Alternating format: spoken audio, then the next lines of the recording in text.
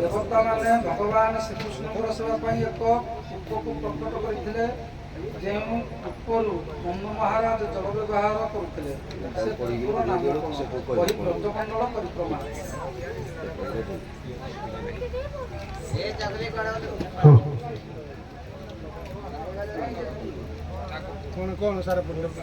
ଦେବତା ମାନେ ଭଗବାନ ଶ୍ରୀକୃଷ୍ଣଙ୍କର ସେବା ପାଇଁ ଦେବତା ନେ ଦେବଗଣ ସେବେ ଏକ କୂପକୁ ପ୍ରକଟ କରିଥିଲେ। କୂଅ କହିଲେ କୂଅକୁ ପ୍ରକଟ କରିଥିଲେ। ଯେଉଁ କୂପରୁ କିମ୍ବା ଯେଉଁ କୂଅରୁ ନନ୍ଦ ମହାରାଜ ଜଳ ବ୍ୟବହାର କରୁଥିଲେ। ଯୋଉ ଗୋଟେ କୂଅଟେ ତିଆରି କଲେ ତାକୁ ନନ୍ଦ ମହାରାଜ ସେ ପାଣିକୁ ପାନ କଲେ। ସେ କୂପର ନାମ କଣ? ବ୍ରଜମଣ୍ଡଳ ପରିକ୍ରମା। ସେ କୂଅଟିର ନାଁ ଖାଲି କହିଲେ। ଆଜ୍ଞା,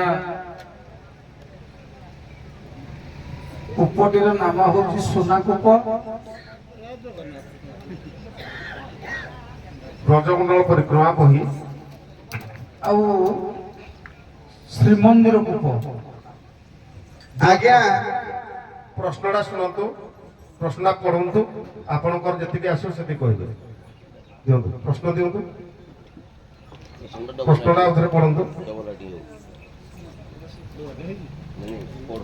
ଦେବତା ମାନେ ଭଗବାନ ଶ୍ରୀକୃଷ୍ଣଙ୍କର ସେବା ପାଇଁ ଏକ କୂପକୁ ପ୍ରକଟ କରିଥିଲେ, ଯେଉଁ କୂପକୁ ନନ୍ଦ ମହାରାଜ ଜଳ ବ୍ୟବହାର କରୁଥିଲେ। ସେ କୂପର ନାମ କଣ? ବହି ବ୍ରଜମଣ୍ଡଳ ପରିକ୍ରମା। ସେ କୂପର ନାମ ହେଲା ଦେବକୂପ। ଦେବକୂପ ବା ଦେବତା ମାନଙ୍କର କୂପ। ଆଜ୍ଞା, ଆପଣଙ୍କର କାରୁଆଡେ ମାନେ କଣ କୁହନ୍ତୁ, କଣ ଜାଣିଛନ୍ତି?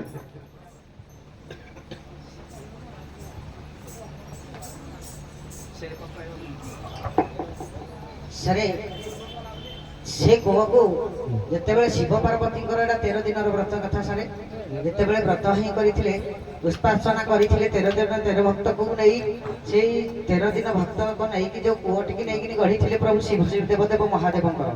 ତେଣୁକରି ସେ କୂଅଟିକି ନାମକର ହେଲା ସେ ନାମର ତିନିଟା କୂଅ ବୋଲି କୁହାଯାଏ।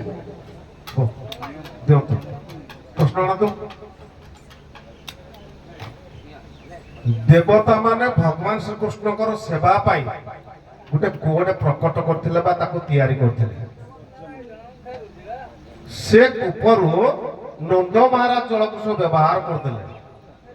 ସେ ଯୋଉଟା ପ୍ରକଟ କଲେ, ସେ କୂଅଟିର ନାଁ କଣ ପଚାରିଥିଲୁ? କହିଥିଲା ବ୍ରଜମଣ୍ଡଳ ପରିକ୍ରମା। ସେ ହେଲା ସପ୍ତ ସାମୁଦ୍ରିକ କୂପ। ସପ୍ତ ସାମୁଦ୍ରିକ କୂପ ହେଲା। ପୃଷ୍ଠା ଥିଲା 390 ପୃଷ୍ଠାରୁ ପ୍ରଶ୍ନଟି ଦିଆଯାଇଥିଲା ହେଲା। 390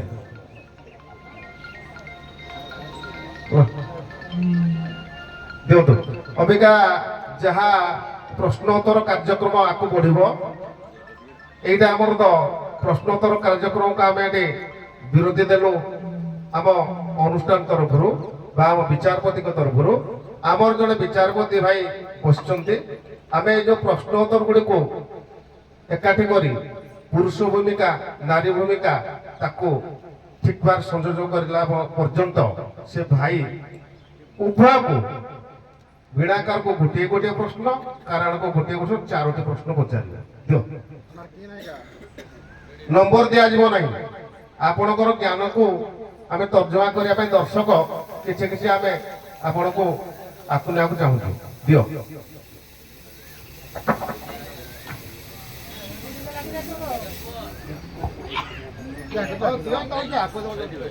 मोर वीणाकार कहबे जे महाभारत युद्धरे किए का विशल्य करणी आनी। महाभारत युद्धरे किए का विशल्य करणी आनी।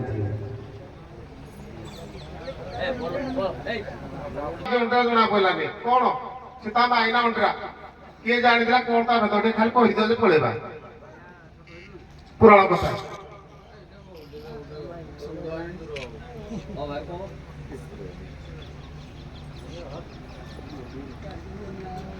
एटलस पेंडाल सोला आमे जानले सीता बाई की उंडरा तार तो कोन को दियो जा कोन ठीक है। ଆଜ୍ଞା ସୀତା ଯେତେବେଳେ ଅଶୋକ ବାଟିକାରେ ଥିଲେ ଅମ୍ଳାନ ବସ୍ତ୍ର ଅନୁସୂୟା ଦାନ କରିଥିବା ଯୋଗୁ ସେ କେବେ ରଜବତୀ ହେଲେ ନାହିଁ। ସେ ଯେହେତୁ ରଜବତୀ ହେଲେନି ସେ ପୁରୁଷ କି ନାରୀ ଜଣା ପଡିଲା ନାହିଁ। କିଏ କହିଲେ ତ୍ରିଜଟା କେତେବେଳେ? ରାବଣକୁ କହିଥିଲା। ସାର୍ କହିଲେ କଣ କେହି ଜାଣିଛନ୍ତି?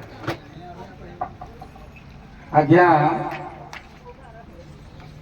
ପ୍ରଥମ ଯେତେବେଳେ ସୀତାଙ୍କୁ ସ୍ୱର୍ଣ୍ଣ ସୀତାଟିଏ ଯଜ୍ଞରୁ ନେଇକରି ଗଲା ରାବଣ, ସେ ସମୟରେ ଲଙ୍କା ନଅର ଭିତରକୁ ନେଇଥିଲା, ଲଙ୍କାର ପ୍ରାସାଦ ଭିତରକୁ ନେଇଥିଲା। ସେ ସମୟରେ ମନ୍ଦୋଦରୀ, ଏ ମନ୍ଦୋଦରୀ ଆଜ୍ଞା ଶ୍ରେଷ୍ଠ ଶକ୍ତି। ସେ ଜାଣିପାରିଥିଲେ ଇଏ ହଉଛନ୍ତି ଅର୍ଜୁନୀ ସମ୍ଭୂତା, ଯେ କି ଦୁର୍ଗାଙ୍କର ଅଂଶ ଅର୍ଜୁନୀ ସମ୍ଭୂତା ବୋଲି ଜାଣିଥିଲେ ମନ୍ଦୋଦରୀ। ସେ ହଉଛନ୍ତି ସତୀ। ତେଣୁ ରାବଣକୁ ଯେତେବେଳେ କ୍ରନ୍ଦନ କଲେ ଏ ସୁନା ମୂର୍ତ୍ତିର ଛୁଆଟା କ୍ରନ୍ଦନ କଲା, ତେଣୁ ମନ୍ଦୋଦରୀ କହିଲେ ଆମକୁ ପ୍ରାସାଦରେ ରଖା ନ ଯାଉ, ଅଶୋକ ବନରେ ରଖାଯାଉ। ତେଣୁ ରାବଣ ଜାଣି ଚିନ୍ତା କରିଥିଲେ ଯେ ଋଷିମାନଙ୍କର ଶ୍ରୋଣିତରେ ଯୋଉ ପିଣ୍ଡ ମୁଁ ଆଣିଥିଲି, ଇଏ ପିଣ୍ଡରୁ ଇଏ ଜନ୍ମଗ୍ରହଣ ଯେହେତୁ, ତେଣୁ ମୋର କନ୍ୟା ହେଉଥିଲେ ମୋ କନ୍ୟା, ତେଣୁ ଇଏ ସ୍ତ୍ରୀ ନୁହନ୍ତି, ସ୍ତ୍ରୀଲିଙ୍ଗ ନୁହେଁ ବା ପୁଲ୍ଲିଙ୍ଗ ନୁହେଁ। ତେଣୁ ରାବଣ ଚିନ୍ତା କଲେ ୟାକୁ ଅଶୋକ ବାଟିକା ଯଦି ଅଶୋକ ବନରେ ଉପସ୍ଥିତ ହୋଇସାରିଲେଣି। ଏଇ 22ତମ ଶିବ ବିବାହ ମହୋତ୍ସବ ଆମ ଗାଁ ଆମ ମନ୍ଦିର ତରଫରୁ ଯୋଉ ଆମେ ଆୟୋଜନ କରୁଅଛୁ, ଏଇ ଉତ୍ସବର ଦ୍ୱିତୀୟ ରଜନୀରେ ଶେଷ ପର୍ଯ୍ୟାୟରେ ଆମ ଗହଣରେ ଥିଲେ ବଳରାମ ପ୍ରସାଦ ଏବଂ କାଣ୍ଡସର। ସେଇ ଦୁଇ ଦଣ୍ଡପ୍ରେମୀ ମ୍ୟାନେଜର ମହୋଦୟ ବର୍ତ୍ତମାନ ଆମ ପାଖରେ ଆସି ଉପସ୍ଥିତ ହୋଇସାରିଲେଣି। ଆମ ଅନୁଷ୍ଠାନର ଜଜ୍ ମହାଶୟ ଦଣ୍ଡପାତ୍ର ମ୍ୟାନେଜର ମାଇକ୍ରୋଫୋନଟା ଧର, ନାଚ ତ ସଲା ରାତି ଯାକ ଦେଖିଲ, ଉଭୟ ଦଳର ମ୍ୟାନେଜର ବି ଦେଖୁଥିଲ। ଫଳାଫଳ ଉପରେ ଯାହା ହବ ଏଇଟା ଯାହା କହିବା କଥା କହିବ, କିନ୍ତୁ ରେଜଲ୍ଟ ପରେ ଆଉ ତମେ କିଛି କାହାକୁ କହିବନି, କେହି ବି କହିବ। କଣ କହୁଛ? ବର୍ତ୍ତମାନ ଯାହା ଅଛି କହିବା କଥା କହିବ। ସର୍ବପ୍ରଥମେ ଏଠାରେ ଉପସ୍ଥିତ ଗୁରୁ ଗୁରୁଜନ ଓ ବାବା ନୀଳକଣ୍ଠେଶ୍ୱରଙ୍କ ଚରଣ ବିନ୍ଦୁରେ ଅନନ୍ତ କୋଟି ଦଣ୍ଡବତ। ଏଠି ନ୍ୟାୟ ଛଡ଼ା ଅନ୍ୟାୟ ହୁଏନି, ତେଣୁକରି ଉତ୍କଳ ଦଣ୍ଡ ସଂସ୍କୃତି ସମାଜ ମଙ୍ଗଳ ସଂଘର ବରିଷ୍ଠ ବିଚାରକମାନେ ଅଛନ୍ତି, ଗ୍ରାମ୍ୟ କମିଟି ଅଛନ୍ତି, ଯାହା ନିଷ୍ପତ୍ତି ନେବେ ସେଥିରେ ମୁଁ ଖୁସି। ଧନ୍ୟବାଦ ଚୈତନ୍ୟ ଭାଇ, ଆପଣଙ୍କର ବକ୍ତବ୍ୟ ପାଇଁ। ରାଜୁ ବାବୁ जय बाबा नीलकंठेश्वराय नमः। जो 22 वार्षिक उत्सव शीतल षष्ठी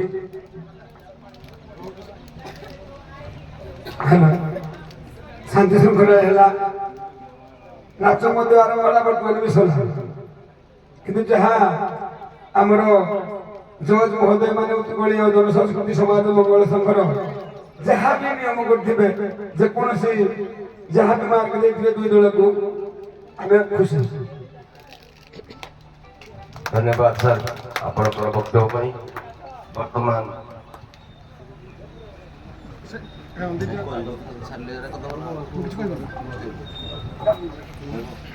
ହଉ ଆମର ଏଇ 22ତମ ଶିବ ବିବାହ ମହୋତ୍ସବର ସଭାପତି, ଆମ ଯୋଉ ସାଂସ୍କୃତିକ କାର୍ଯ୍ୟକ୍ରମର ସଭାପତି ଶ୍ରୀଯୁକ୍ତ ପଦ୍ମଚରଣ ସାହୁ ମହୋଦୟ ଆମ ଗହଣରେ ଅଛନ୍ତି।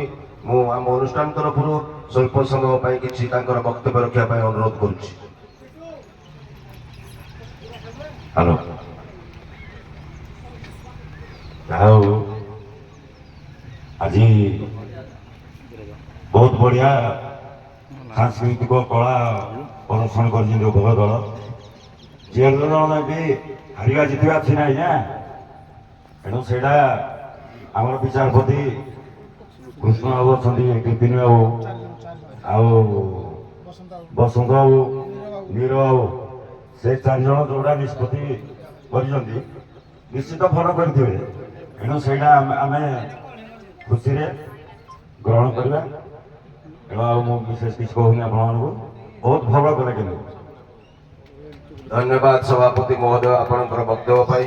ମୁଁ ପ୍ରଥମେ ଉଭୟ ବାଦଦଣ୍ଡର ମ୍ୟାନେଜର ମହୋଦୟଙ୍କୁ ଆମ ଅନୁଷ୍ଠାନ ତରଫରୁ ଏ ଗ୍ରାମବାସୀ ତରଫରୁ କୋଟି କୋଟି ପ୍ରଣାମ କରୁଛି।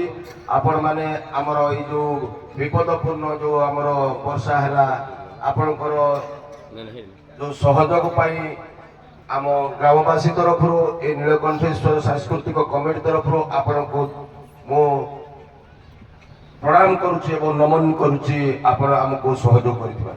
ଏବଂ ଆଜି ଆଶା ଓ ବିଶ୍ୱାସ ସହ ଆଜିର ଏଇ ପରିଚାଳନାର ଶେଷ ପର୍ଯ୍ୟାୟର ଯୋଉ ରେଜଲ୍ଟ ଆସି ଆମ ପାଖରେ ପହଞ୍ଚି ସାରିଲାଣି, ବର୍ତ୍ତମାନ ତାହା ମୁଁ ପଢ଼ି ଶୁଣେଇଦେବି। ଆଉ ଆପଣମାନଙ୍କୁ ଏ ଗ୍ରାମବାସୀ ତରଫରୁ ଅନୁରୋଧ କରିବି, ଜଣେ ଶୃଙ୍ଖଳିତ ଛାତ୍ର ଯିଏ ସେ ହାର କିମ୍ବା ଜିତକୁ ଦେଖେନି, ସେ ସମ୍ମାନକୁ ଦେଖେ। ଯେତିକି ଜ୍ଞାନ ଯେତିକି ବୁଦ୍ଧି ମୁଁ ଶେଷ ପର୍ଯ୍ୟାୟରେ ମୋର ପରିବେଷଣ କଲି, ଆଉ ଦେବତା ତୁଲ୍ୟ ଜଜ୍ ମହୋଦୟ ସ୍ୱର୍ଗରୁ ଆସି ଆମ ଗହଳରେ ବିଚାର କରୁଛନ୍ତି। ମୋ ବିଚାର, ମୋ ପରଫର୍ମାନ୍ସ, ମୋ ନାଚ, ମୁଁ ଯାହା କଲି ତାଙ୍କ ହାତରେ ମୁଁ ଧର୍ମ ଡଙ୍ଗା ଛାଡ଼ିଦେଲି। ତାଙ୍କ କଲମ ମୋତେ କେତେ ପରସେଣ୍ଟ ଦେଲା, ନେକ୍ସଟ ଇୟର ପାଇଁ ମୁଁ ଯଦି ବି ତଳେ ଅଛି ଉପରକୁ ଯିବାକୁ ଚେଷ୍ଟା କରିବା ପାଇଁ ଚେଷ୍ଟା କରିବି। ଏଇଟା ହିଁ ହବ ଆମ ତରଫରୁ ଆପଣମାନଙ୍କ ପାଇଁ ନିର୍ଦ୍ଦେଶ ବା ବାଣୀ। ଯାହା ହଉ ଅଧିକା ସମୟ ମାନେ ଭାଇମାନେ ରାଗିଲେଣି, ଖାଲି ଗପ ମାନୁଛନ୍ତି। ମୁଁ ଆଜି ଏଇ ଯୋଉ ନାଟ୍ୟ ପରିଚାଳନା ଶେଷ ହେଲା, ଆମେ ଏବେ ତାକୁ ଶୁଣେଇବୁ। କିନ୍ତୁ ଆସନ୍ତା ଆଜି 21/6/2026 ଆଜି 21/6/2026 ଆଜିର ବିଜେତା ଏବଂ ପ୍ରଥମ ଦିନର ବିଜେତା ଯେଉଁ ଦୁଇ ଦଳ ଫାଇନାଲକୁ ଉତ୍ତୀର୍ଣ୍ଣ ହେବେ, ଠିକ ରାତ୍ର 8 ଘଣ୍ଟିକା ସମୟରେ ଆମର ଏଇ ବାଦନ ନୃତ୍ୟ ଏଇ ମଞ୍ଚରେ ପରିବେଷଣ ହେବ। ଦର୍ଶକ ବନ୍ଧୁ, ଆଜି ଠିକ ରାତ୍ର 8 ଘଣ୍ଟିକା ସମୟରେ ଫାଇନାଲ ମ୍ୟାଚର ଏକ ଚିତ୍ତାକର୍ଷକ ଦଣ୍ଡ ଏଇ ପେଣ୍ଡାଲରେ ଆପଣ ଦେଖିବାକୁ ପାଇବେ। ବର୍ତ୍ତମାନ ମୁଁ ଉଭୟ ଦଣ୍ଡ ନୃତ୍ୟର ମ୍ୟାନେଜର ମାନଙ୍କୁ ପୁଣି ଏଇ ମାଇକ ମାଧ୍ୟମରେ କହୁଛି, ସମୟ ସବୁଠାରୁ ବଳବାନ। ସମୟ ଅନୁସାରେ ଆପଣ ଚେଷ୍ଟା କରିବେ ଆସିବା ପାଇଁ। ଆଉ ଯାହା କିଛି ହବ ବର୍ତ୍ତମାନ ମୁଁ ମୋର ଘୋଷଣା କରୁଛି। ଆଜି ଶ୍ରେଷ୍ଠ କଳାକାର ବଳରାମ ପ୍ରସାଦ ପୁରୁଷ ଭୂମିକାରେ ନାବିକ, ବଳରାମ ପ୍ରସାଦର ପୁରୁଷ ଭୂମିକାରେ ନାବିକ ମହୋଦୟ ଆପଣ ପେଣ୍ଡାଲ ପାଖକୁ ଆସନ୍ତୁ। ଏବଂ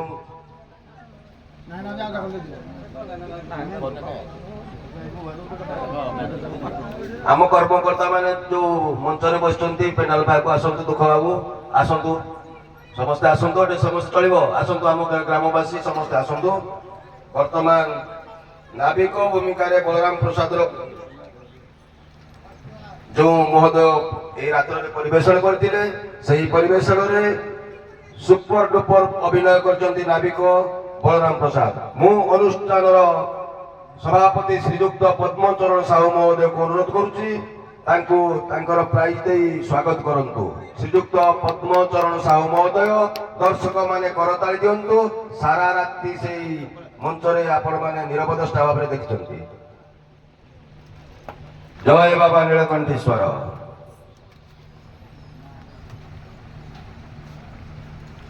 ନାରୀ ଭୂମିକାରେ ବଳରାମ ପ୍ରସାଦର ରାଧା, ନାରୀ ଭୂମିକାରେ ବଳରାମ ପ୍ରସାଦର ରାଧା ଏହି ସୁନେଲି ସନ୍ଧ୍ୟାରେ ଶ୍ରେଷ୍ଠ କଳାକାର ପ୍ରଦର୍ଶନ କରିଥିବାରୁ ମୁଁ ଆମ ଅନୁଷ୍ଠାନର ଯୁବ ସଦସ୍ୟ ଶ୍ରୀଯୁକ୍ତ ଦୁଃଖବନ୍ଧୁ ସାହୁ ମହୋଦୟକୁ ଅନୁରୋଧ କରୁଛି, ନାରୀ ଭୂମିକାରେ ରାଧା ରୋଲ କରିଥିବା ମହୋଦୟଙ୍କୁ ସେ ସ୍ୱାଗତ କରନ୍ତୁ। ଶ୍ରୀଯୁକ୍ତ ଦୁଃଖବନ୍ଧୁ ସାହୁ ମହୋଦୟ। କାଣ୍ଡସର ପୁରୁଷ ଭୂମିକାରେ ନାବିକ ରୋଲ କରି ସମସ୍ତଙ୍କୁ ଏଇ ରାତ୍ରରେ ଖୁସି କରିଛନ୍ତି କିମ୍ବା ଶ୍ରେଷ୍ଠ କଳା ପ୍ରଦର୍ଶନ କରି ସମସ୍ତଙ୍କ ମନ ଜିଣିଥିବାରୁ କାଣ୍ଡସରର ନାବିକ ବର୍ତ୍ତମାନ ଆମ ଅନୁଷ୍ଠାନର ନିରଞ୍ଜନ ଶାସନ ଭାଇକୁ ଅନୁରୋଧ କରୁଛି, ସେ କପ୍ ଦେଇ ସ୍ୱାଗତ କରନ୍ତୁ କାଣ୍ଡସର ନାବିକ ମହୋଦୟ।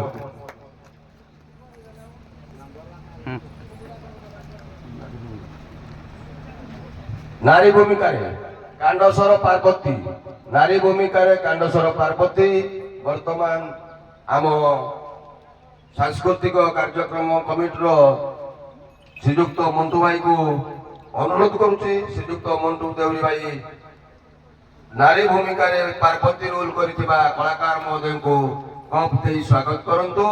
ଦର୍ଶକମାନେ କରତାଳି ଦେଇ ତାଙ୍କୁ ଉତ୍ସାହିତ କରନ୍ତୁ।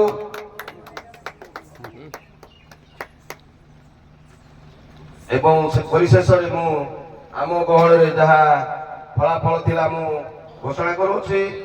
ବଳରାମ ପ୍ରସାଦ ଦଣ୍ଡପାଟି 107 ନମ୍ବର ରଖି ଦ୍ୱିତୀୟ ସ୍ଥାନ ଅଧିକାର କରିଅଛି।